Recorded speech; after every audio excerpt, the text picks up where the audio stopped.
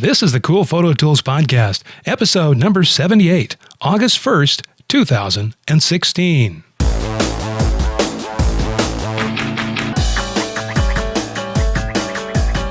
Are you sick of trying to learn all the new photo software? Are you tired of hearing about the next big thing in photography? Well, neither are we. Welcome to Cool Photo Tools with Jay Piersdorf and Rhonda Spencer. Today's program is brought to you by Skillshare. For a limited time, get 3 months of Skillshare Premium for just 99 cents. Anyone can take an online class, watch video lessons, and create projects. Over 4,000 premium classes. Go to coolphototools.com/Skillshare for your discount code. That's coolphototools.com/Skillshare. Good morning, cool heads, and welcome to another exciting episode of Cool Photo Tools. Da-da-da-da. And at the back room, I moved her to the far back room this time. He's always moving me away. Is Rhonda Spencer. I'm all the way here. back there. Hello. So a lot has happened since our last episode, and we don't have these all exactly sequentially in order. So sometimes you're hearing or seeing this when it's been it's been a few weeks later. We pre-record some episodes so that we can deliver them every week. We do? We do. Then why do you make me show up every Monday? Well, just in case. Just in case you need to practice. Yeah. Practice. I never know. There's a lot of editing that has to go on here. Yes. There she did it again, huh? So anyway, what I was getting to here was, for us, it wasn't that long ago from Amazon had their Prime Day, which, as you're hearing, this was a few weeks ago now. What did you buy? I bought a flash unit. Oh. Because I just didn't have enough of them, apparently. We both have this thing about flashlights and lighting stuff. It's bad. Yeah, you never know when you're going to need lighting stuff. Gosh, yeah. So what did you buy? I didn't. I was up on vacation. And you didn't have any internet access? I kind of did, but I was fishing. Oh. You want to see what I caught? I actually found the picture. Yeah, let's see it. All right, there you go. There he is. That's him. It doesn't look like a fish. It isn't. It's a crayfish. A crayfish. That's okay, what, so. I caught the largest crayfish I've ever seen in my life. He was the size of a red lobster. And honest to goodness, I thought I had a trout. It's like he pulled my bobber and went down, and I yanked him and reeled him in and reeled him in and reeled him in. And it was kind of like the little crab off The Little Mermaid. He's hanging onto Sebastian. Sebastian. He's hanging onto my line as I pull him out, and he's looking at me and drops off. And there he is sitting on the ground. And I told him, I said, get back in the water. I'm not feeding you any more corn. So he sat there, and I said, I'm not even taking your picture anymore. Go away. So that was my big fishing stuff. But it was fun. Okay. Well, welcome back from Yeah, your fishing thanks. adventure. It was actually a picture-taking fishing adventure because I can't just fish. It's like I'm sitting there, and all of a sudden it's like, squirrel! I'm off with my camera, and then it's like, oh, I'm back to fishing now. Oh, I'm off with my camera. Well, no wonder you didn't catch anything. Well, it could have been too, yeah. But it was fun. All right. So Okay, you didn't back to buy anything business. on Amazon. I'm really shocked. I didn't. figured you'd have a whole bunch I of know. stuff. No, I didn't. There was some interesting photography stuff, there. I think just kind of looking at the aftermath, some of the comments that people have made, people said, well, I really wanted this, but they didn't have that on sale. So it's like, well, people, that's not the point. You're supposed to find new stuff to buy. You're like, oh, I didn't know I needed that. Yeah. Give me two. Wow, look at the sale on that. I don't have a clue what I'm going to do with that, but man, for that price, I'm going to just have to have a bunch of them. Yeah, we need it. Apparently. Okay, I jest, but yeah, I did buy a flash unit that I didn't need, but then I probably didn't. A flash unit that you didn't need. I like that. No, I didn't need it, but it's pretty cool. So, and it was a good but I want price. it. It's really a good price. Yeah. Anyway, so back to cool photo tool stuff here. The National Geographic has Travel Photographer of the Year contest, and it looks like they have announced their winners here. So, for those of you that are watching us on iTunes, just going to show you some of these pictures from National Geographic. and they're contest winners. And as you would expect, they're pretty cool. You know, there's some good stuff on there. So I'll put a link to this in the show notes, and you can go check their website out. I guess they have this contest every year. I never entered. I don't really enter contests too much, but actually, I never enter contests. Why not? I think about it. Why don't you? I don't know. I'm busy. And, you know, sometimes a lot of the contests, I don't know, did they win anything here? I imagine that they did. A year's supply of Kodachrome Oh, come on. I'm sure they won something. prizes. Yeah, here's all the prizes. Oh, they won a polar bear. No, a polar bear safari. Oh, well, that's a pretty good one. That looks really cool. I would go on a polar bear safari. Yeah, and then they won that. That was a grand prize. You get to go with National Geographic Unique Lodge, Churchill Wild Seal River Heritage Lodge, on the banks of the Hudson Bay. Okay, and then next prize that they up was a Sony Alpha A6300 mirrorless camera. Well, I wouldn't turn that one down either. And, no, that's a nice camera. And the second prize was the Art of Travel Photography course on DVD. Well, now we're going kind of clearly downhill. you didn't win number one. You know, so you have some learning to do. You know, you want to check this out and come back next year, right? And then third prize was a book. You know, so I guess that tells you why I don't enter. There's not enough prizes to go around for all the, because you know they can only be one really grand prize winner, but you know there was some awesome photographs in that as well. So, yeah. All right, what's on your list over there, Rhonda? Oh, well, you started me off because you started talking about lighting stuff. Okay, we can switch to lighting. This is a Kickstarter, and it's a 1/8,000th flash sync compact monolight. Well, that's easy for you to say. I know it. No, it really isn't. So it's pretty cool. It's a high sync. It's not cheap. Even at Kickstarter prices, it is not cheap to get yourself And a Kickstarter, you know, of course, you never know if you're actually going to get it. Yeah. Well, let me see. Have they?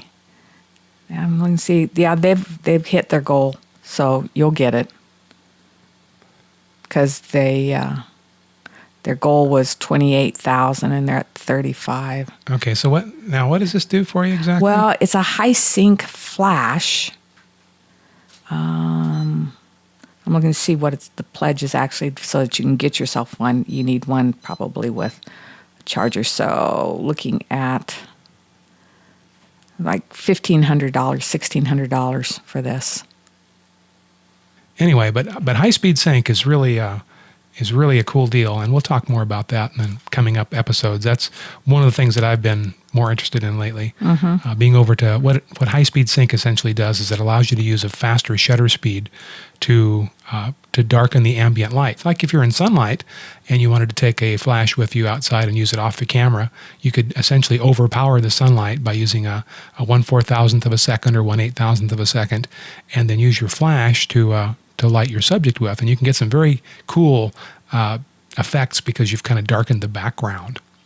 Anyway, let's move ahead here, and the next thing up I've got on my list is this thing. This is from dblanchard.net blog. I'll link to this in the show notes, so you can just go to coolphototools.com, click on podcasts, and you can always find the most current set of show notes. And so what I wanted to show here was this. He's got this picture where he has almost a 360-degree rainbow. Wow. Now, this was taken in Flagstaff, Arizona. And Arizona gets some kind of crazy weather stuff going on here. The heat and the occasional humidity. We get some sky effects that are just pretty wild. So this is a rainbow over the Grand Canyon, and this is David Blanchard took this shot. It's really quite a nice one. You want to take a look at this and navigate to their website. If you ever see, it's actually in this photograph that it's not 360, but boy, it's like 3/4 of a circle coming around there. Yeah, it is. And it's a double rainbow, so there's a rainbow in the back. So if you... Which reminds me, what I'll do, I can't do it now, but I'll do it for next week, is my son shot a really cool rainbow up in Alaska. He stepped out his door as he was getting ready to go, and this great rainbow in Alaska was coming up. and he shot it with a cell phone. So I'll transfer it over and show you next week. That's what that reminded me of, other than the coloring. And I just had to write him back and say, just green with envy, you know. Yeah, it's pretty cool when you happen to be there and that kind of event takes place, you know, and you can, like, wow. Plus, Where's my Alaska camera? skies, I think, look a lot different than even our skies do. Yes. You know, Yes. you're up on the top of the world. True.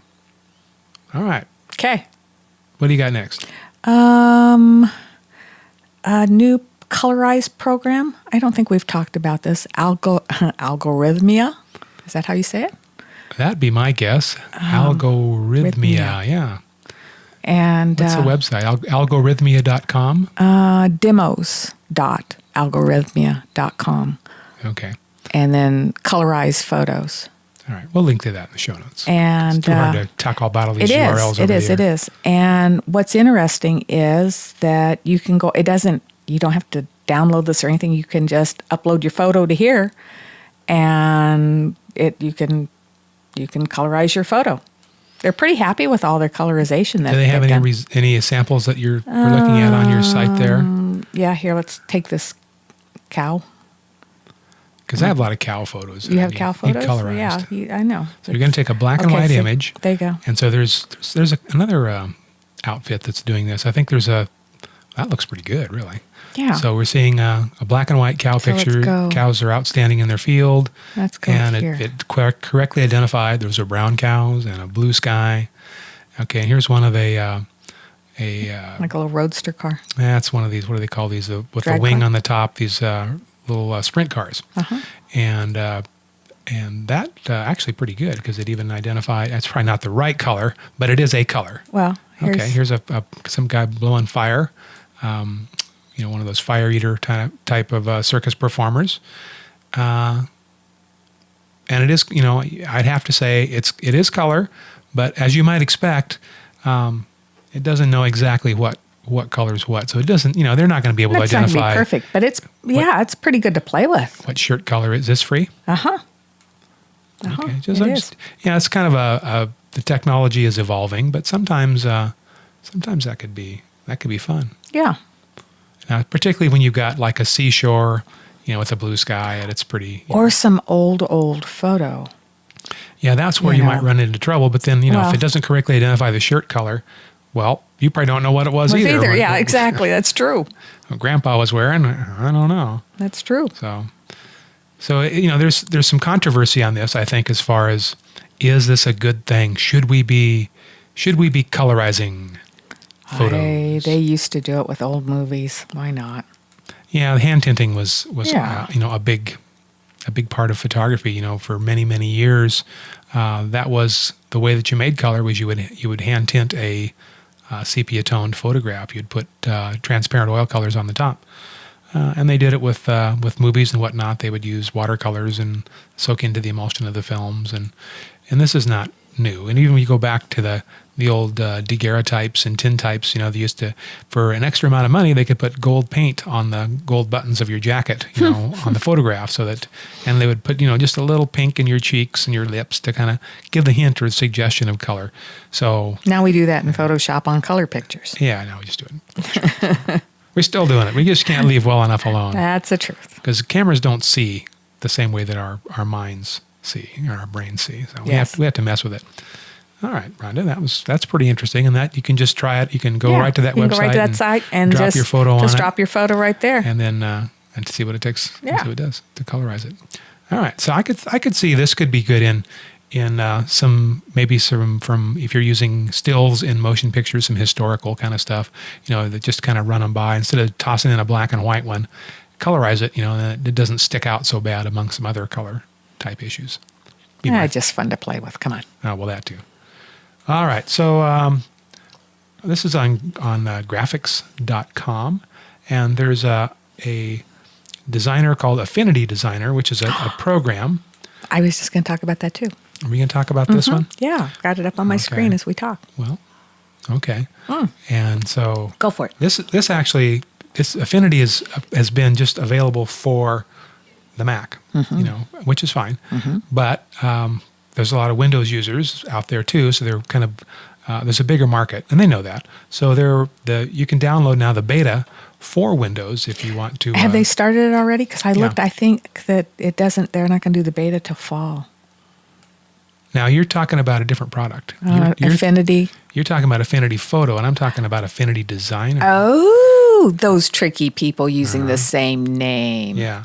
So this is more of a like an Adobe Illustrator type program, so that you could do vector graphics and whatnot. Adobe Illustrator has a learning curve, which I think is devilishly hard. It is. to comprehend and understand. Because it runs like no other program. And now you can only get it if you subscribe to their Creative Cloud, which is Rhonda doesn't like. No.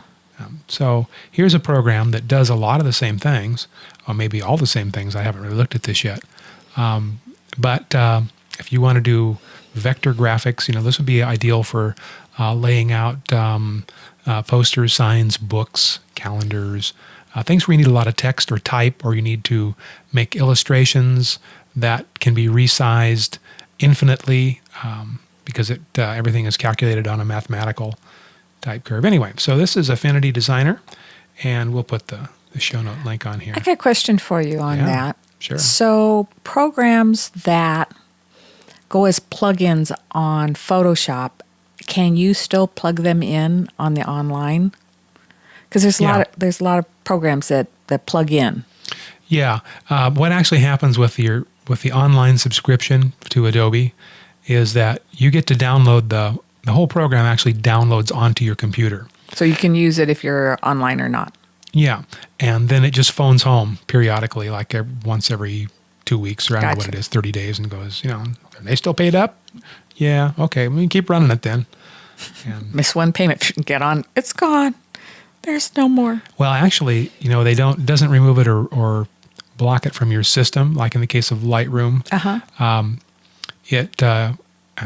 think Photoshop's the same way. You can edit. You can work on.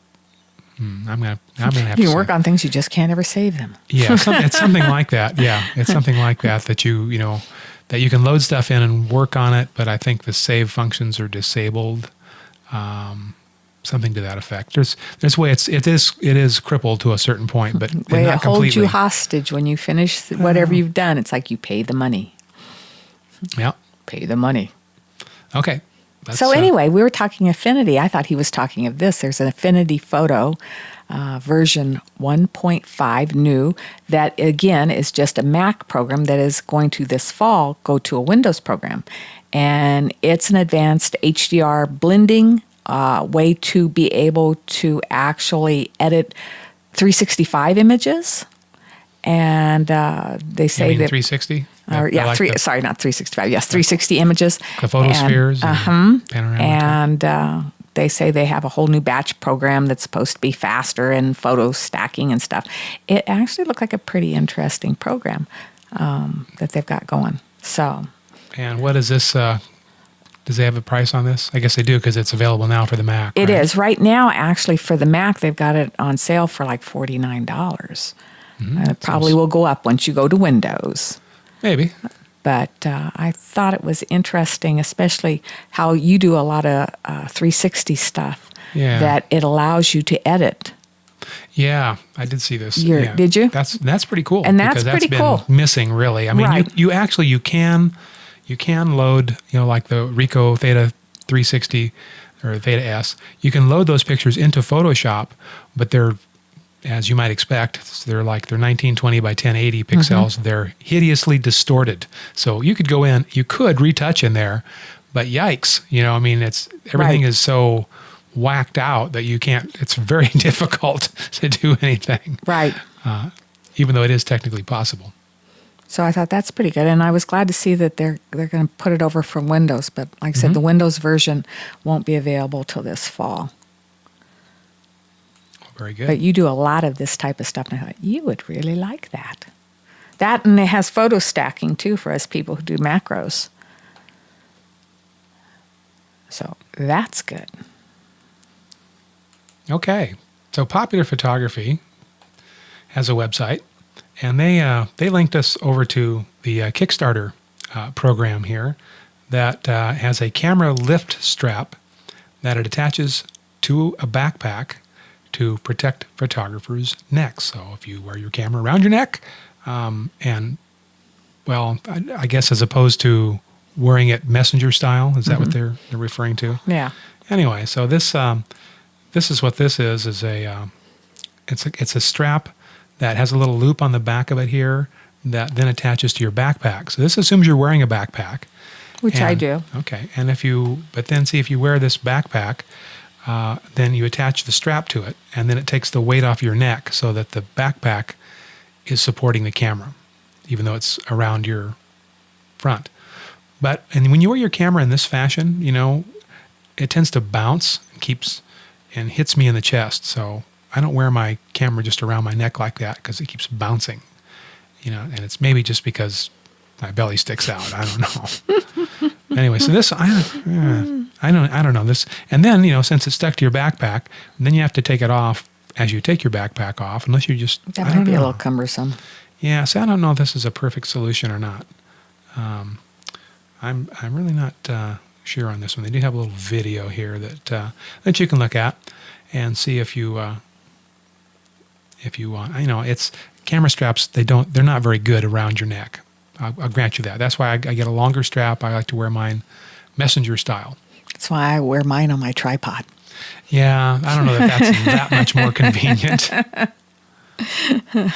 But that is true. That's how I carry my cameras, on my tripod. Okay, so anyway, this is going to be a Kickstarter project. If it intrigues you, I don't know what the price on that is here. We'll put it in the show notes. Kickstarter stuff. Have you ever Rhonda? Have you ordered Kickstarter stuff before? I have. And did you get it? Yes. Yes, I did. And was everything you expected? It just took longer than what I expected. Yeah, I think that's typical. They go, "Oh, we're gonna have these delivered in March." Yeah. 2018. I had ordered one that 19. I had planned to be like a present for my sister-in-law that was supposed to be out way before Christmas, and now we're starting to get close to December 25th, and I'm like, I'm writing, it's like, hello, when is this going to be ready? So. Yeah, I think that's fairly typical that there's a lot of, and in all fairness, there's a lot of complexity to a Kickstarter program, so they do sometimes miss their mark on that. Yeah. All right, what's next? This one's just kind of fun. This is a BlinkCam. It's actually BlinkCam.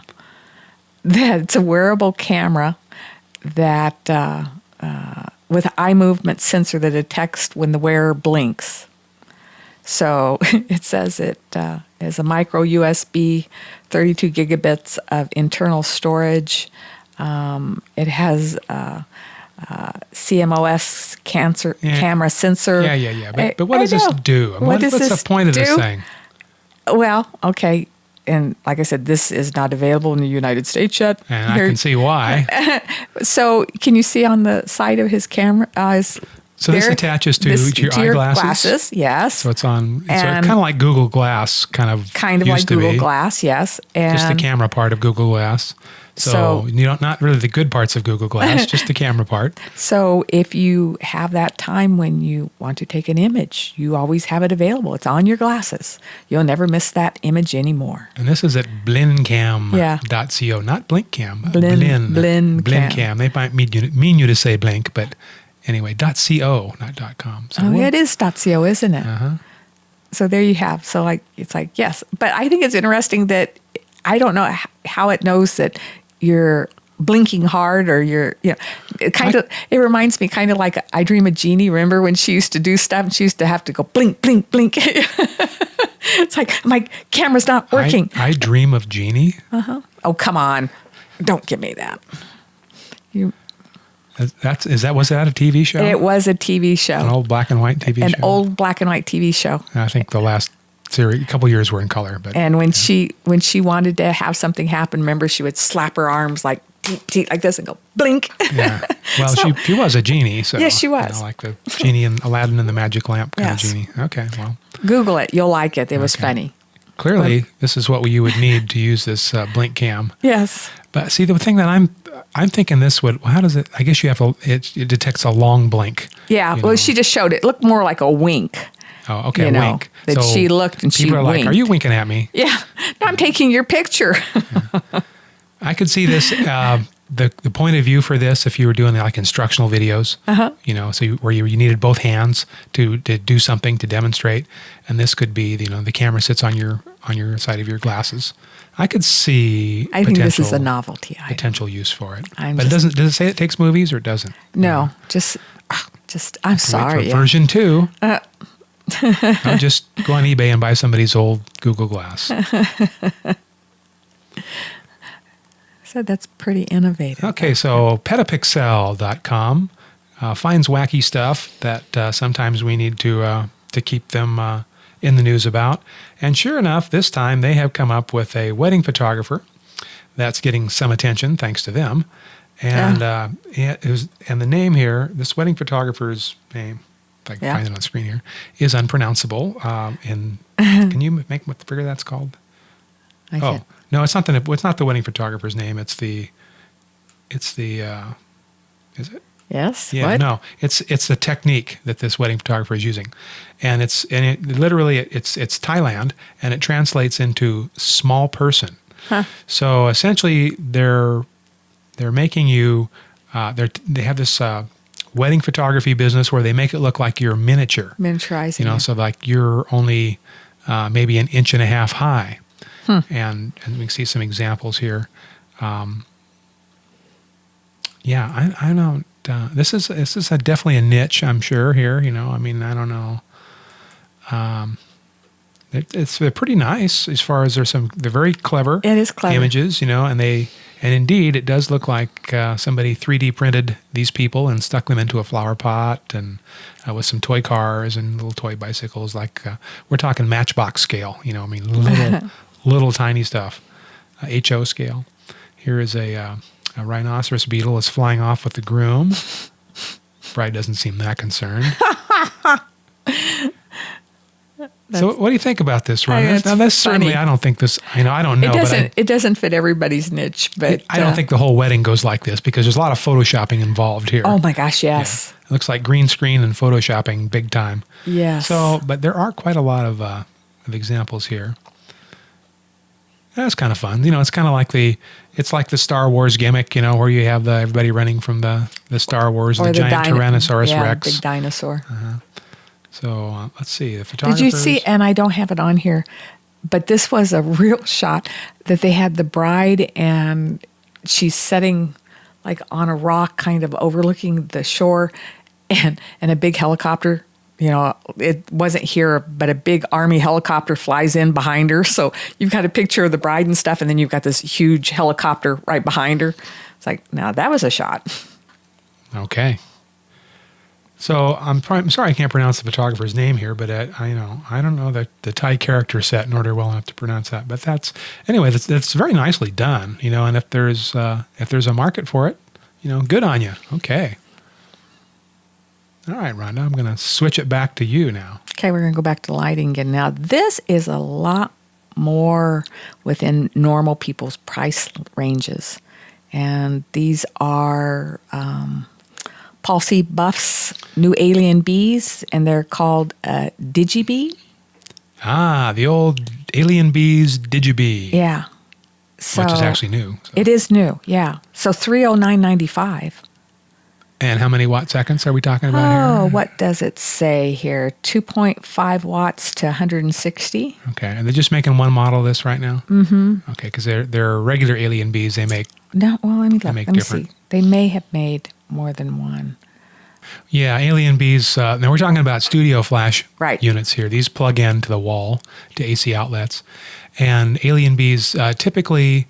have made pretty inexpensive flash units, and they have a unique business model in that they only sell direct to the consumer. They do not have wholesale, so you have to order them direct. And if you're not in the U.S., I don't think you can even get them. I don't think you can either. Yeah, and so that you do save a little bit of money on them. I don't know that you're saving as much today as we did, 10 years ago. The predominance of some of the Chinese manufacturing. Electronic flashes, I think, is eating their lunch a little bit. Mm-hmm. And Paul did pass away a couple of years ago. Yeah, really. Mm-hmm. But the company's still run by his family, and they're doing a good job keeping things going. So anyway, here No, they have a couple of them. okay, here it goes. Yeah, they got the model D400, which is 160 watt. And they've got the D800. And looks like there's even a. No, these are just regular alien bees. Oh, this is just a regular. This is the. Okay, but these are the digibees. they'll probably come in. So what really is the advantage of having, this flash unit they have made not in a digital format, and which I actually have some of those that are. They're very nice flash units, and the difference would be that on the back, well, I can see a couple differences. You have a digital representation of the power instead of just an analog slider that the other ones had. So you push this slider to the right, and you were full power. You put it halfway, you were half power. And they were marked. This one you have you've got up and down buttons you have to press and hold to get the power ratio the power that you're coming up with. The other thing I noticed on these, they do have LED modeling lights, where the old alien bees you had to go get a screw-in tungsten bulb and put them in there. So that's a factor, and that's like they're coming in pretty close to the same price as the old ones were. I don't know, maybe a little higher. I thought actually they were a little lower. All right, because they used to run closer to 500. The one, the 500 is for the Einstein, and that is. Well, that's probably true. And that is their 640 watt flash unit, and it's been out for a number of years now. Yes, it's very good, and it's always been digital. It is digital. It doesn't have a digital modeling light, or it doesn't have the LED modeling light, I should say. It has but the whole back on the. Yeah, this is the back of it. And the Einstein is really kind of been revered as. There's a lot of studio photographers that work with the Paul C. Buff Einsteins. They've been around a while. They're very reliable, reasonably inexpensive, and they pack a lot of power. Good units, and so good. The other digitals will be a welcome line. You know what time it is? Oh, already? Yeah. Wow. Yep. We just talked our way through another whole episode of the Cool Photo Tools podcast. Yes, we did. So be sure and check our show notes to find out, the latest and greatest on all this stuff that we have here for you at coolphototools.com. Also, we do have a YouTube version of this if you want to kind of see what we're looking at. Rhonda just punched her computer. I'm sorry. Or microphone there. I hit the microphone. That's what that thud was. Yeah. It's not people clamoring to get into the studio. The one that just knocked you off your chair was me. Just to make sure everyone was still awake at the end of the podcast. Yep. We don't want you falling asleep. Yep. All right, everybody. See you next week. Bye. You've been listening to the Cool Photo Tools podcast. Sign up for our mailing list at coolphototools.com. Got a question? Send an email or MP3 audio file to info@coolphototools.com. Thanks for listening.